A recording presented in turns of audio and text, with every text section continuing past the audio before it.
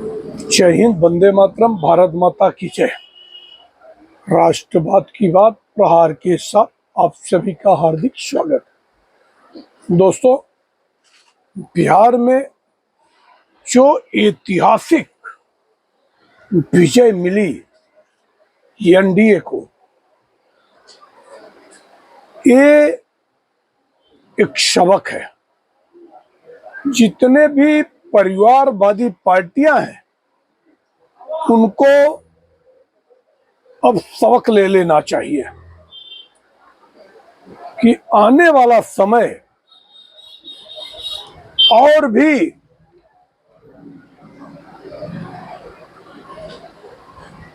दुर्भाग्यपूर्ण होगा। झूठ की खेती अब नहीं चलेगी।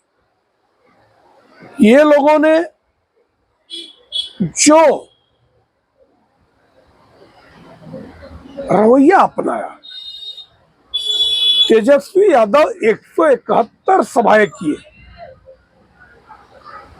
अरे अनपढ़ गवार हो,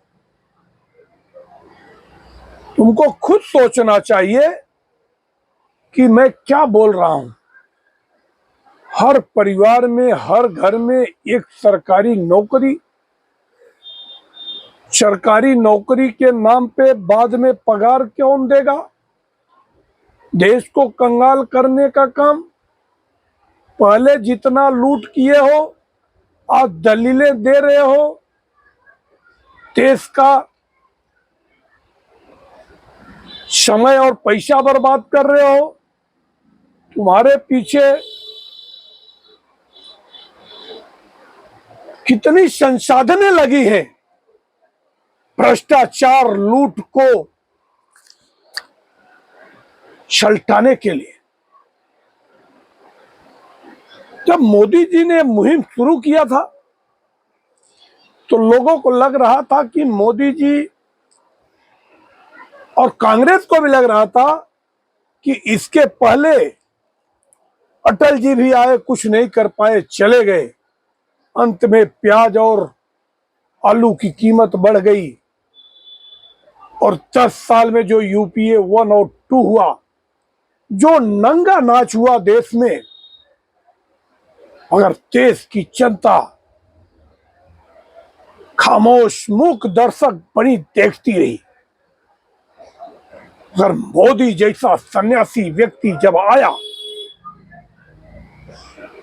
तो ये आचार्य कृपलानी की जो भविष्यवाणी थी कि जब गोरक्षकों को गोलियों से भुनवा दिया था इंदिरा गांधी ने और बाद में नारा दिया Indira is India, India is Indira, तो ऐसा लग रहा था कि अब देश में वही होगा जो ये परिवारवादी पार्टियां तय करेगी। मगर मोदी जी ने एक विजन बनाया। उसके लिए पहले अपने को आध्यात्मिक साबित करना शुरू किए, मंदिरों में सीधे जाना शुरू किया, भगवा पहनना। जिस भगवा से लोगों को इतनी नफरत हुआ करती थी, आज का जो मैं वीडियो बना रहा हूं, दोस्तों सबको जरूर समझना चाहिए, इसमें कोई भी तुष्टीकरण नहीं होगा। मगर 80% आबादी जो चाहती है वो देश का मर्म है, और उस मर्म के हिसाब से मोदी जी ने काम किया। अगर मोदी जी ने केंद्र सरकार की झोली से 10,000 रुपए महिलाओं को स्वरोजगार शुरू करने के लिए दे भी दिया तो कितना मिर्ची इन देश विरोधी ताकतों को लग रही है कि इनको लगता है कि अब तो साम दाम दंड भेद चारों लेकर मोदी उतर रहे हैं और आने वाले समय में it will be A revolution. अगर इसमें से 20-25% महिलाएं भी अगर अपना स्वावलंबन शुरू कर दिया तो उसका ऐसा नतीजा होगा कि एक महिलाएं 10-10 महिलाओं को नौकरी दे देगी। It's a development of Bihar. दोस्तों, और मोदी जी ने ठान लिया, और ये जो जीत हुई है नीतीश कुमार के चेहरे पे हुई है, मगर मेहनत तो मोदी जी का है। और अब ये जो लोग कहते फिर रहे कि मोदी अमित शाह मिलकर नीतीश कुमार को नहीं बनाएंगे, मगर नीतीश कुमार को न बनाने का मर्म भी समझ लो। अगर नहीं बनाए तो कितना बड़ा नुकसान भी हो सकता है, क्योंकि एक इस ईबीसी कैटेगरी के आते हैं नीतीश कुमार, और पटेल समाज जिसका 4 से 5% वोट उत्तर देश में है, और दूसरा एक गंध फैलाने का काम हो जाएगा पूरे देश में। अरे 15 से अधिक राज्यों में बीजेपी की सरकार है, एक और राज्य में क्या। मगर नीतीश कुमार भी एक बात जरूर सोचना चाहिए कि आपको जो फेयरवेल मिला है, इससे अच्छा फेयरवेल नहीं मिल सकता। आपको कुर्सी छोड़ के एक मार्गदर्शन बन के कान पकड़ के काम करवाने की जहमत उठानी चाहिए, क्योंकि जितने वादे मोदी जी ने करवाए हैं, ये नीतीश कुमार के बस का नहीं है कि पूरा कर दें।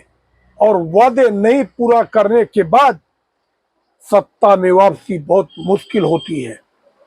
अगर आज बीजेपी किन्हीं राज्यों में बार बार रिपीट होती है, तो इसका मतलब है कि उसमें मोदी की गारंटी है। तो 171 सभा करने के बाद मात्र 25 सीटें जीतने वाले तेजस्वी यादव को अपने पद से राजीनामा दे देना चाहिए कि अब मैं राजनीति से संन्यास लेता हूं। और जिस राजनीति में शुचिता की बात करके आए थे